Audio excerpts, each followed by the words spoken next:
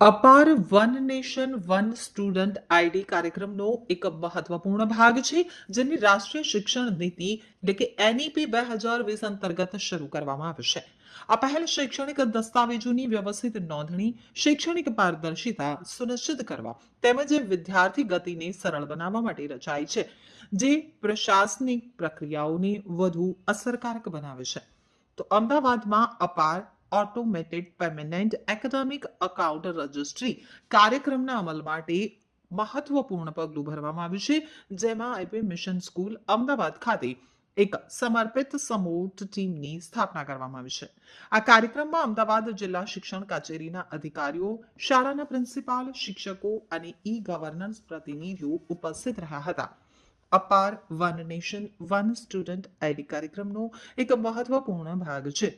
તો આ અવસરે અમદાવાદ જિલ્લા શિક્ષણ કચેરીના અધિકારીઓએ પુષ્ટિ કરી કે તેઓ સમગ્ર અમદાવાદમાં અપારના સરળ અમલ માટે પ્રતિબદ્ધ છે. તેમનું સક્રિય, પ્રભાવશાળી દ્રષ્ટિકોણ અને ઈ ગવર્નન્સ ટીમ સાથે સંકલિત કામગીરી વિદ્યાર્થીઓ તેમજ શિક્ષકો માટે ખૂબ જ લાભપ્રદ સાબિત થયું છે. અપાર સિસ્ટમના લાભો શાળાઓ અને સંસ્થાઓ વચ્ચેની વિદ્યાર્થી ગતિને સરળ બનાવે છે, શૈક્ષણિક લવચિકતા અને સરળતાને વધારવા, વિદ્યાર્થીઓને જીવનભરનું ડિજિટલ શૈક્ષણિક ઓળખપત્ર પ્રદાન કરે છે અને શૈક્ષણિક તેમજ સહ અભ્યાસિક સિદ્ધિઓને માન્યતા અને પ્રમાણિત બનાવે છે. અપારના કારણે હવે વિદ્યાર્થીઓને શૈક્ષણિક પ્રમાણપત્રોની હાર્ડ કોપી સાથે રાખવાની જરૂર નથી, કારણ કે તેમના તમામ શૈક્ષણિક દસ્તાવેજો તેમની ડિજિટલ આઈડીમાં સુરક્ષિત છે. આ સગવડથી દસ્તાવેજ ખોવાઈ જવાની સમસ્યા ટળી જાય છે અને શાળા બદલવાની પ્રક્રિયા, પ્રવેશ પરીક્ષાઓ, પ્રવેશ, નોકરી માટેની અરજીઓ, કૌશલ્ય વિકાસ અને અપસ્કિલિંગ જેવા વિવિધ પરિસ્થિતિઓમાં સરળતા થાય છે. તો અમદાવાદ જિલ્લા શિક્ષણ કચેરી અને આઈપી વિઝન સ્કૂલમાં રચાયેલ સપોર્ટ ટીમ અપાર કાર્યક્રમના સફળ અમલ માટે સંપૂર્ણ પ્રતિબદ્ધ છે. સંકલિત પ્રયાસો અને સતત સહકાર સાથે અપાર શૈક્ષણિક વ્યવસ્થાપનમાં ક્રાંતિकारी फेरफार लावी विद्यार्थियों માટે लाभदायी बनશે. महादी बोल रहा हूँ और आज इधर स्कूल में आईपी मिशन हाई स्कूल्स में ये अपार इम्प्लीमेंटेशन यूनिट एक आ रहा है कि अपार का काफ़ी बच्चों का जो इश्यूज है क्रिएशन करने में और इसको कन्वर्सेशन अदर ऑथेंटिकेशन रिलेटेड जो भी इश्यूज आता है, ये हर एक स्कूल स्टूडेंट में काफ़ी डिफ़िकल्टीज आ रहा है. नॉट ओनली गुजरात में, ये अक्रॉस इंडिया पे सभी स्टेट में जितने भी स्टेट्स है, डिस्ट्रिक्ट्स है, काफ़ी टीचर्स एसोसिएशंस, हमारा प्रिंसिपल, चेयरमैन, डायरेक्टर सब ये फेस कर रहा है इसमें.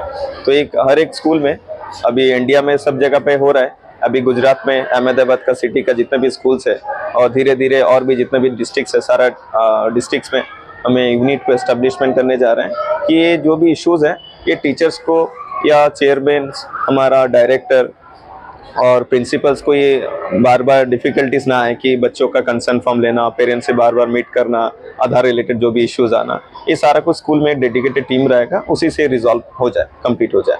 और यहाँ का जो स्कूल्स का एडमिनिस्ट्रेशन है काफ़ी कोऑपरेटिव है. बाकी हम बाकी सबसे गुजारिश करेंगे, रिक्वेस्ट करेंगे कि सभी स्कूल्स में, सभी ऐसा मैनेजमेंट में हमारी कोऑपरेशन मिले ताकि सब मिलके इस प्रोग्राम को फिर सक्सेस कर पाए अपार में. बाकी हमारा सर है यहाँ.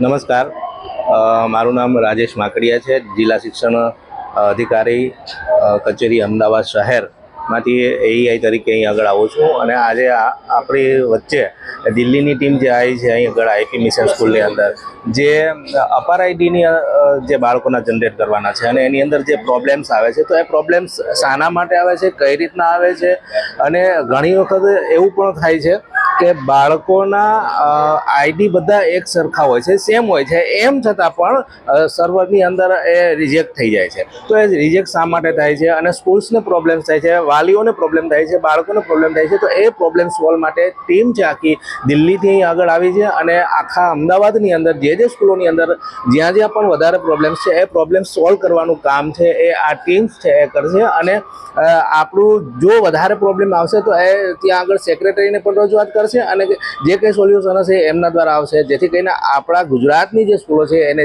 વધારે પ્રોબ્લેમ્સ ના થાય અને સરળતાથી કામ કરી શકે અને જે ટીચિંગ સ્ટાફ જોડાયેલો છે તો એ પોતે પોતા બાળકોને ન્યાય આપી શકે અને વાલીઓ પણ પરેશાન ના થાય. એક આવો આશય રહ્યો છે અને એટલા માટે દિલ્હીની ટીમ આવી છે. કલાસ્વા, principal IP mission high school, APAAR ID એ ગુજરાત સેન્ટ્રલ ગવર્મેન્ટ દ્વારા પ્રોજેક્ટ છે આખો. દરેક બાળકને એક યુનિક આઈડી નંબર જનરેટ કરવા માટેની આખી પ્રોસિજર છે.